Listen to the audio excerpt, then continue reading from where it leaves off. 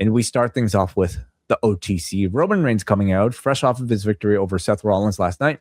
He says he's done exactly what he said he would do from Mania until now.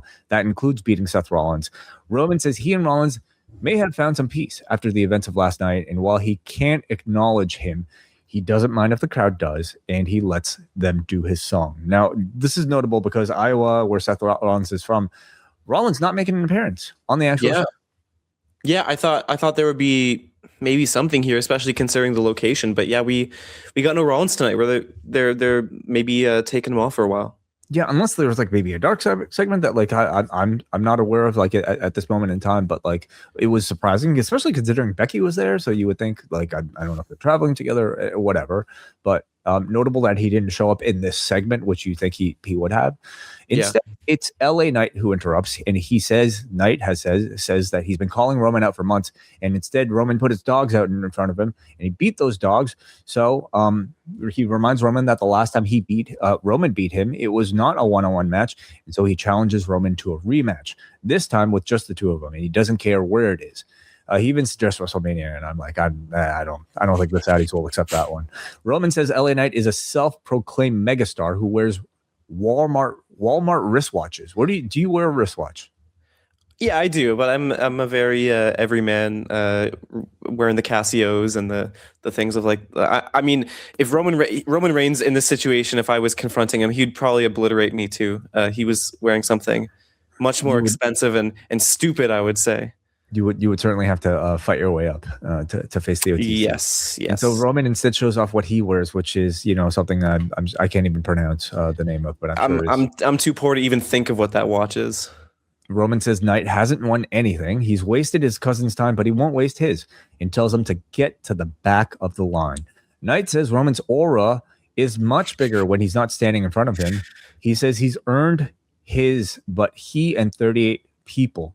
He says he's earned his shot, but Roman and 38 other people always seem to take it away from him. He says the Shield is an appropriate name for your faction because you guys keep shielding me away from my opportunities. And he makes fun of like the Shield's call sign entrance. He says Roman wishes he was everything Knight is. He says he's the uncrowned champion, and he leaves, but says I'll be watching. So no, there's like no match actually set here, but they are beginning the path towards LA Knight versus Roman Reigns. What do you think about both of their appearances tonight, and are you interested in the match? Yeah, that's two very different emotions here. Talking about this segment and this sort of storyline as a whole. I thought Reigns was good here as just sort of being that like they've done really good with him sort of walking this fine line of being someone who people will cheer, but also being a total dick. And that's what he was here. Like he was big manning LA Knight, talking about like, you don't act like a superstar. Like you're not anything like me. LA Knight did a great job at sort of,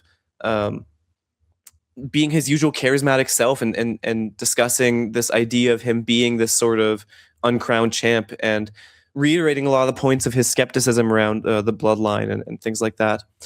I thought this was actually, like, in isolation, a pretty fun segment between these two guys. LA Knight challenging Roman Reigns. Do I think that is a good storyline? No. It's hard to get into an LA Knight storyline against Roman Reigns, of all people, because we've seen how LA Knight is booked. We've seen that he is not someone who is meant to win these types of matches.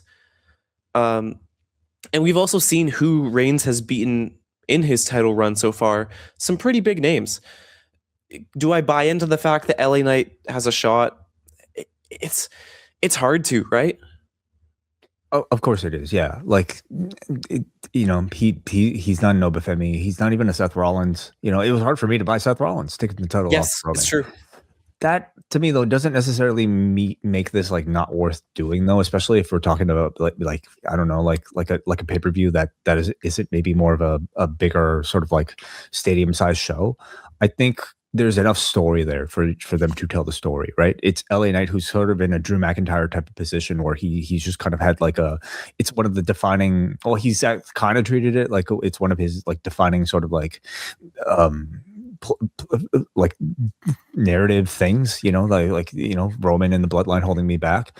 So I think like he's done enough to be put onto the stage to hopefully just kind of see what he can do, and also to invest into like his status as a main eventer, so that maybe eventually the crowd will be able to see him as that in a much more natural way. I will say though, like segments like these, I think go a long way in like helping that, because like he sounded like really strong, charismatically. He sounded up to, I think, the standard of what you want out of a top end guy opposing somebody as maybe with as much aura as a Roman Reigns. I thought like the confidence and charisma like were able to shine through, so that by the end you weren't forgetting about Knight. In fact, I kind of feel like he kind of carried the segment a lot more than Roman does in his sort of like more limited sort of like mannerisms, right? So I think all of this is like really worthwhile just to like at least invest in LA Knight, so that next time he has a title program, whether or not it's against Roman, you might be able to buy him as a title winner. I think what hurts for me in this situation is the idea that he talks about being this like uncrowned champion, like people's champion type of situation.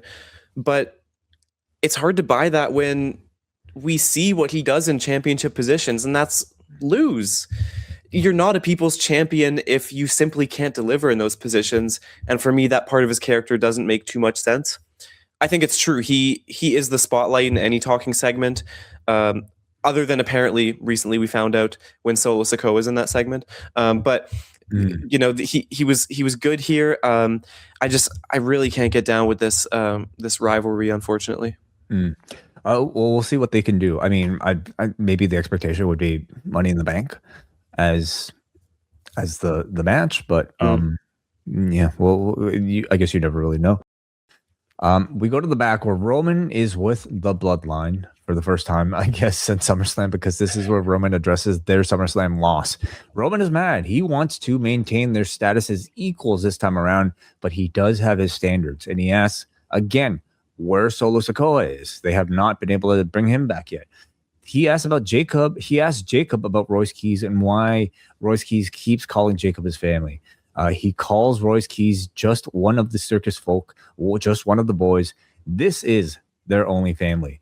Roman doesn't want the Usos to get LA Knight. They had their chance, so he tells them to leave it up to them.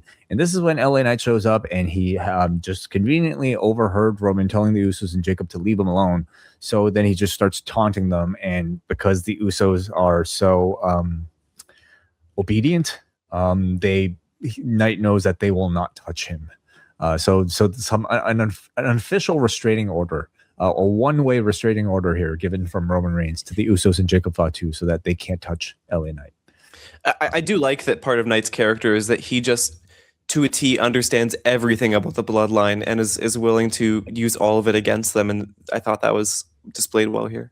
I mean, how silly does it make the bloodline look, though? Like, what just to open the door for this guy to just continue to disrespect their family without them being able to retaliate? Come on. It makes them look silly, but like that's the whole, like, humiliation is a huge part of the whole bloodline story. That, I mean, Roman is saying stuff about them being equals while making them his henchmen. Like there's contradictions throughout all of it. We are wrapping up the summer big on the Post Wrestling Cafe as John Pollock and Neil Flanagan are flying to London, England for live on-the-ground coverage of AEW All in London. Also this month, we conclude our reviews of Dark Side of the Ring and WWE Unreal Season 3, reviews of ROH's Death Before Dishonor and TNA Lockdown, Rewind Away will cover the WWF Aggression album, and Book Club will cover Total Nonstop Agony by Vince Russo. Sign up now at postwrestlingcafe.com.